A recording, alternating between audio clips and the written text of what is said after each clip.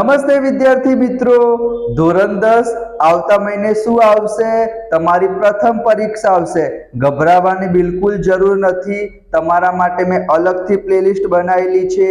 ગુજરાતની તમે કોઈ પણ સ્કૂલમાં ભણતા હશો, મોસ્ટ ઇમ્પોર્ટન્ટ પ્રશ્ન હું તમારી સાથે શેર કરીશ અને એનામાંથી જ પૂછાશે। ગણિત અને વિજ્ઞાન એના વિડીયો આપણે અપલોડ કરી દીધા છે, તમે વિદ્યાર્થી મિત્રો જોઈ લેજો।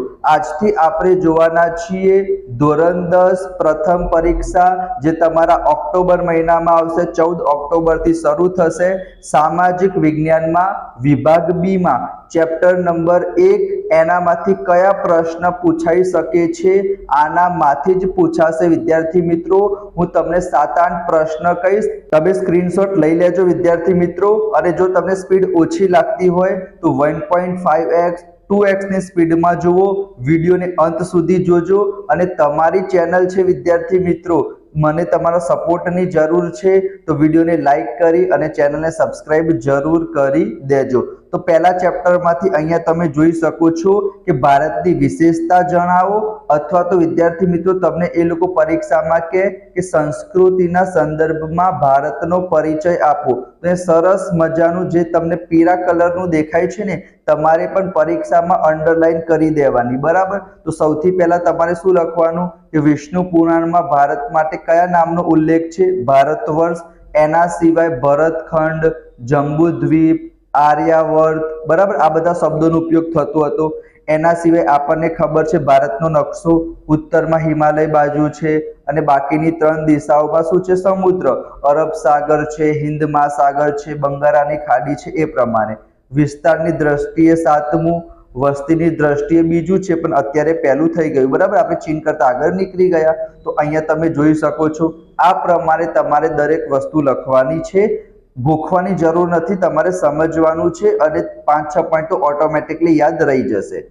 એના પછી સંસ્કૃતિનો અર્થ આપી તમને સમજાવવાનું કે અમુક વખતે આ પ્રશ્ન વિદ્યાર્થી મિત્રો 3 માર્ક્સમાં પણ પૂછાઈ જાય કે સંસ્કૃતિ એટલે કે જીવન જીવવાની રીત, માનવ મનનું ખેડાણ, ગુફાથી ઘર સુધીની વિકાસ યાત્રા, અથવા કોઈ પણ પ્રજા હશે એ કઈ રીતના પોતાનું જીવન જીવે છે, એને જ આપણે શું કહીશું? સંસ્કૃતિ કહીશું, બરાબર। અહીંયા તમને અલગ અલગ પ્રકારની 3-4 વ્યાખ્યા લખેલી છે, એ તમે લખી શકો છો। સ્ક્રીનશોટ વિદ્યાર્થી મિત્રો લઈ લેજો।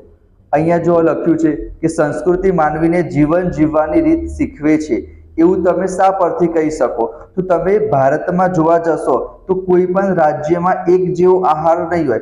ગુજરાતના લોકોને અલગ વસ્તુ પસંદ હશે, મહારાષ્ટ્રમાં અલગ વસ્તુ પસંદ હશે, એમનું રહેઠાણ અલગ હશે, પોશાક અલગ હશે, આહાર એટલે કે ખાવાનું અલગ અલગ હશે, મનોરંજન મેળવવાની રીત, એમની ભાષા, બોલવાની ચાલવાની ઢબ, બરાબર, અર્થાપાર્જન એટલે કોઈ પણ તમે વસ્તુ હશે કેવી હશે? અલગ અલગ હશે। એ બધી વસ્તુ એમની સંસ્કૃતિ નક્કી કરશે। તો સંસ્કૃતિ માનવીને જીવન જીવવાની રીત શીખવે છે, બરાબર। તો દરેક રાજ્યમાં કેવું હશે? અલગ અલગ હશે। તો આ પ્રશ્ન તમારી પરીક્ષામાં પૂછાઈ જાય 2 માર્ક્સમાં, બરાબર। માણસ મરી જશે તો એના પછી પણ જેમ કે હિન્દુમાં અલગ હશે, મુસ્લિમમાં અલગ હશે, ક્રિશ્ચિયનમાં અલગ હશે, જૈનમાં, દરેકની સંસ્કૃતિ કેવી છે? અલગ અલગ હશે। એ જ અર્થોપાર્જનમાં આવશે। એના પછી વારસો એટલે શું? તો આપણને ખબર જ છે, એક પેઢીમાંથી બીજી પેઢીમાં જે કંઈ પણ વસ્તુ આવશે એને આપણે શું કહીશું? વારસો કહીશું, બરાબર। પ્રાકૃતિક વારસો આપણને ખબર જ છે, જે આપણને કુદરત તરફથી મળેલો હોય। અને સાંસ્કૃતિક વારસો એટલે શું થશે? માનવી પોતાના કલા, કૌશલ્ય, બુદ્ધિ, આવડત એની મદદથી કરશે, એને આપણે સાંસ્કૃતિક વારસો કહીશું। તો વારસો એટલે શું? એના 2 મુખ્ય પ્રકાર પૂછાઈ જાય। એના પછી એક આ પ્રશ્ન પણ તમારી પરીક્ષામાં પૂછાય છે, નદીઓ વાળો, કે નદીને લોકમાતા તરીકેનો દરજ્જો મળ્યો છે અથવા તો પ્રાકૃતિક વારસાના અંગ તરીકે નદીઓનો પરિચય આપો। તો અહીંયા તમે સ્ક્રીનશોટ લઈ લેજો। આપણને ખબર જ છે કે નદીનું જે પાણી હશે એનો ઉપયોગ કઈ રીતના થશે? તો પહેલા આ લખી દેવાનું કે સિંધુ અને રાવી નદીના કિનારે ભારતની સંસ્કૃતિનો ઉદય એટલે કે વિકાસ થયો હતો। એના પછી તમને જેટલી પણ નદીના નામ યાદ હોય એ નદીના નામ લખી દેવાના।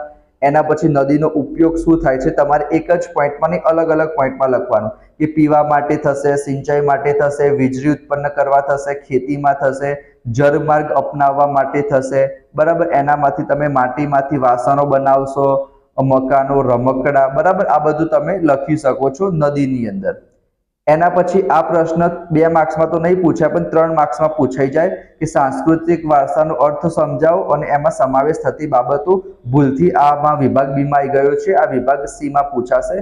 તમે સ્ક્રીનશોટ લઈ લેજો. બરાબર. ચલો, એના પછી પ્રાચીન ભારતમાં આવેલી પ્રજાનું ભારતીયકરણ કેવી રીતે થયું, એટલે કે આપણી અંદર મિક્સ કઈ રીતના થઈ ગઈ. તો આપણને ખબર જ છે કે જે ભારતમાં અલગ અલગ પ્રકારના લોકો આવ્યા હતા, આર્યો, દ્રવિડો, મોંગોલોઇડ, કિરાત, આ બધા ઓસ્ટ્રેલોઇડ, એ બધી જાતિઓ વચ્ચે લગ્ન સંબંધો થયા. એના કારણે પ્રજાનું સંમિશ્રણ થઈ ગયું.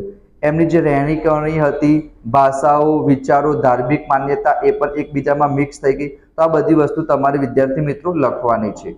અને તમને 2 માર્ક્સમાં અથવા તો વિદ્યાર્થી મિત્રો 3 માર્ક્સમાં એક પ્રશ્ન પ્રજા વિશે 100% પૂછાશે. અહીંયા તમે સ્ક્રીનશોટ લઈ લો કે તમારી પરીક્ષામાં દ્રવિડ વિશે પૂછાઈ શકે છે અથવા તો ઓસ્ટ્રેલોઇડ, જેનું બીજું નામ છે નિષાદ. આ 2 મોસ્ટ ઇમ્પોર્ટન્ટ છે. દ્રવિડ વિશે માતૃમૂલક કુટુંબ પ્રથા પણ દ્રવિડ લોકોએ પ્રચલિત કરી હતી, ધૂપ દીપ અગરબત્તી વાળું. બરાબર. તો તમે સ્ક્રીનશોટ લઈ લો દ્રવિડ વાળો. એના પછી એક આ ભારતીય વારસાના જતન અને સંરક્ષણ વાળો ક્વેશ્ચન છે, 3 માર્ક્સમાં પણ પૂછાઈ જાય. બરાબર. જાહેર મિલકતોનું રક્ષણ કરવું સહેલો ક્વેશ્ચન છે. અને આર્યો વાળો પ્રશ્ન, બરાબર, આ એટલો બધો ઇમ્પોર્ટન્ટ નથી. ઓસ્ટ્રેલોઇડ અને દ્રવિડ આ તમારી પરીક્ષામાં પૂછાઈ શકે છે. તો આ ચેપ્ટરમાંથી મેં તમને 8-9 પ્રશ્ન કીધા. આમાં માત્ર ને માત્ર વિભાગ બી નહીં, ઘણા બધા પ્રશ્ન વિભાગ સી અને વિભાગ ડી માં પણ પૂછાઈ જાય. જેમ કે આર્ય વાળો પ્રશ્ન તમને વિભાગ સી માં, ડી માં પણ પૂછાઈ શકે છે. તો આખું પહેલું ચેપ્ટર કવર થઈ ગયું. મોસ્ટ ઇમ્પોર્ટન્ટ પ્રશ્ન મેં તમને બધા જ કહી દીધા વિભાગ બી ના, જે સી ડી માં પણ પૂછાઈ શકે છે. બરાબર. તમે બધાના સ્ક્રીનશોટ લઈ લીધા હશે વિદ્યાર્થી મિત્રો. ના લીધા હોય તો લઈ લેજો. એના પછી આપણે બીજા બધા ચેપ્ટર છે, 22-23 ચેપ્ટર છે. બધા જ ચેપ્ટરના મોસ્ટ ઇમ્પોર્ટન્ટ પ્રશ્નો હું તમારી સાથે શેર કરીશ. ઓલમોસ્ટ વિભાગ બી ના તમે બધા જ વિડીયો જોઈ લેશો તો વિભાગ સી અને વિભાગ ડી પર ઓટોમેટિકલી એમાં કવર થઈ જશે. તમારી ચેનલ છે, તમારા સપોર્ટની જરૂર છે. વિડીયોને લાઇક કરજો, ચેનલને સબસ્ક્રાઇબ કરજો, દોસ્તો સાથે શેર કરજો. અલગથી પ્લેલિસ્ટ બનાવેલી છે. તો આપણે મળીશું નેક્સ્ટ વિડીયોમાં. ત્યાં સુધી જય શ્રી કૃષ્ણ, રાધે કૃષ્ણ, જય હિન્દ, જય Bharat. Thank you so much.